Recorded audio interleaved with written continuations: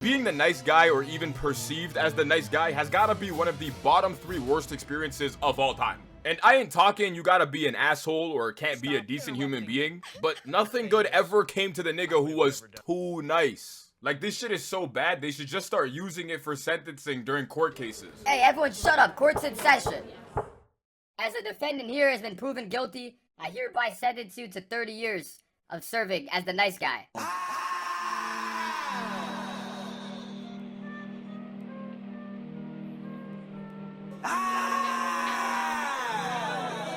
When I was a kid and was growing up, it was extremely normal to always see a boy or a guy straight just chasing a woman for some reason. Like, I'm talking, it could be a TV show, a skit, or even a fucking movie, and it wouldn't take long before you start seeing a nigga genuinely losing his mind over a girl on the screen.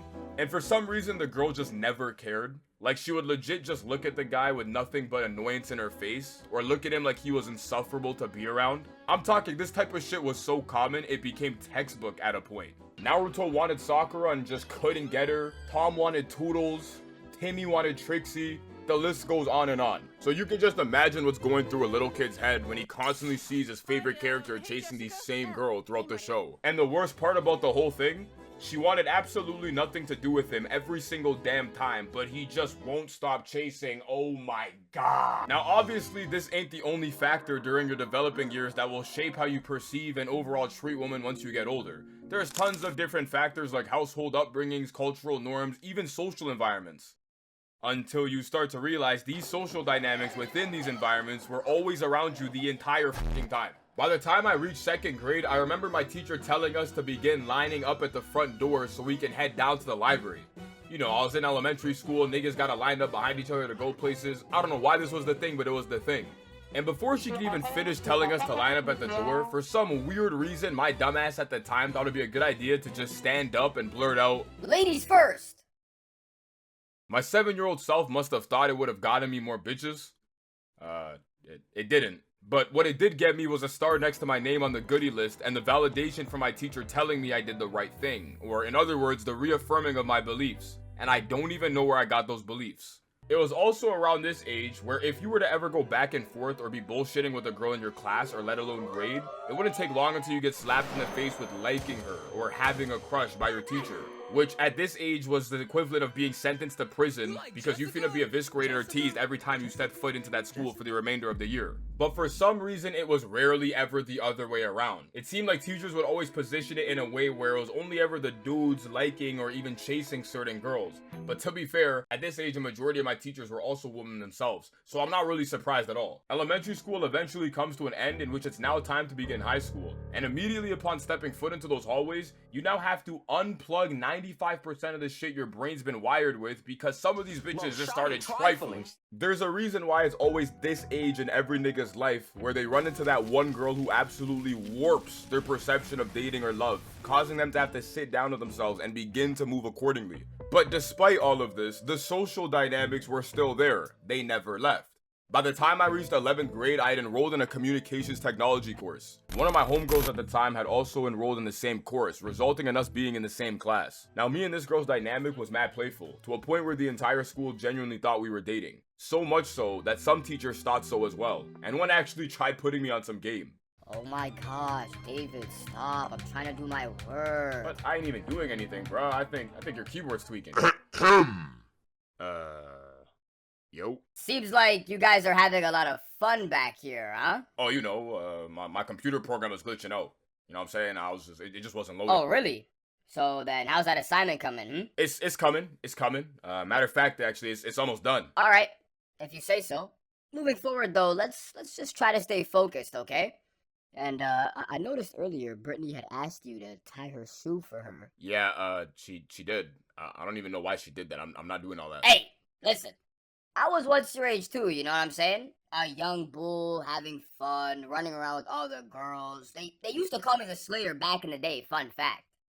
But hey, I'm just saying, happy wife, happy life. What the fuck?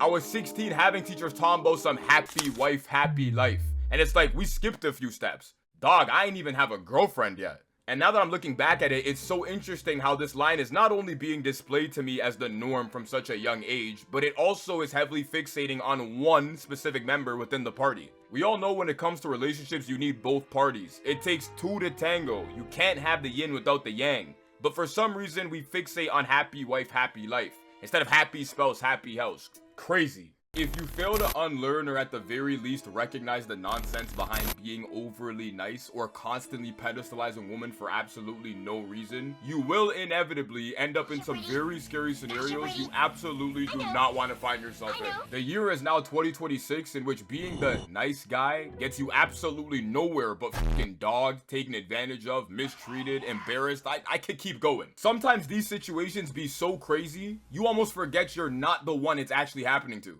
How old are you? 26. 22. How long you been together? 2 years. If she gave you a guilt-free pass to sleep with anybody, would you take it? No, sir. You might get one pass, but at the end of the day, you want one wife. And this is the wife I want. So no. Now what about you if he gave you one? If you gave me a guilt-free pass, I would take it. What? I beg your pardon? So you're telling me this nigga right here is telling himself he shouldn't need to use his guilt-free pass because he only wants one wife. In other words, it's not worth it. But his girl wouldn't do the same thing. He goes on to say that's crazy 3 times. Somehow he's still fucking holding on to her. And his girl says sorry like she even knows she's doing wrong. Oh my god. She ends up mentioning the dude's name she would cheat on him with off the top of her head so smooth. Lindy Waters III? You would have thought she actually knew him in real life. Whole time he's an NBA player. 10 seconds later, she drops another nigga's name. This time he's a football player. She ends up convincing herself that one of them would in fact get with her. Or maybe they're already in her DMs, who knows. And then this dude says it's whatever. I don't think it could get any worse. Like, you're literally one step away from sitting in this damn chair actually watching them in just a 1-minute clip. We just witnessed a man's girl admit to being fine cheating on him, laugh in his face, name not one but 2 dudes she would get with right in front of him, confess her love for another man that doesn't even know she exists, state why they're better than him, convince herself one of them would actually go for her, and the worst part is this nigga's trying to tell himself he doesn't care. Ref, dudes, you know what? I've seen enough. I'm coming up myself. And the situation will only ever play out one of 2 ways.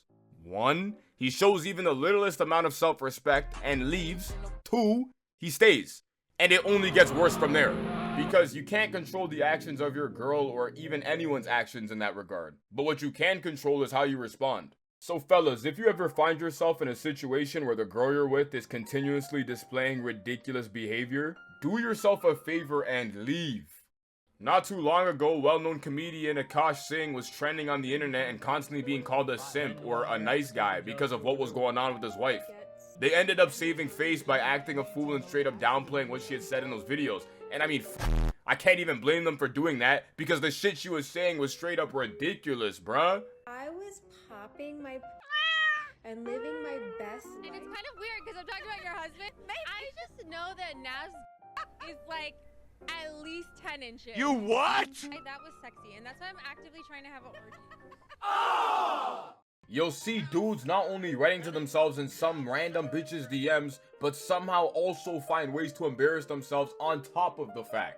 How are you feeling, cutie? Arrest me, officer. Hey, fine shit. Leans on balcony, then falls. Get it? Cause I fell for you. Whoa! Holy Riz chat. Oh, brother, this guy stinks! There's so many problems that exist once you enter this nice guy territory that I don't even know where to start. The first one, not only are these niggas compromising their character for some girl's validation, which is already a problem on its own, but they're also messing up the game for everyone else around them. Guess who now has to resume the game from where they left off because they decided to raise her ego through the damn roof? The second one, you'll be overcompensating on something that these bitches don't even want themselves. Am I the only girl that struggle with like super nice guys? Like, I don't. There's a reason why it's become so common to constantly hear girls drop the Hall of Fame line, "He was too nice." Girl, whatever happened to Jason? Girl, he was sweet and such a good guy, but he was just too nice. Which sounds like it makes sense until your ass is Jason sitting in a dark room, alone with nothing but your thoughts trying to understand why that's even a problem. Getting dubbed ain't even that bad until you find out the reason behind it was because she thought you were too nice. So if some chick ever stops messing with me, and I find out it's because I was too nice, ref, just take me out the game already and bury me alive, cause otherwise I'm just a dead man walking. The third one, sometimes it really be your own niggas going through this shit because they don't want to help themselves. So you can't help them either. And that's gotta be one of the worst things to witness as a dude roaming this very earth. Like I'm talking, you're watching one of your boys just get straight dogged or played by a girl and you can't even intervene and do nothing because he's just so lost in the sauce. And that shit is just terrible. But I mean, shit. A wise man once said nice guys finish last, and that's why he'll treat her like trash. So I guess the game really never changes for real. All in all, being the nice guy or even considered the nice guy has gotta be one of the worst experiences of all time. If you're actually this guy himself, you just end up being humiliated, used, embarrassed. If you're not this guy, these types of dudes still mess everything up. Blah, blah, blah. Nothing good ever came with being overly nice.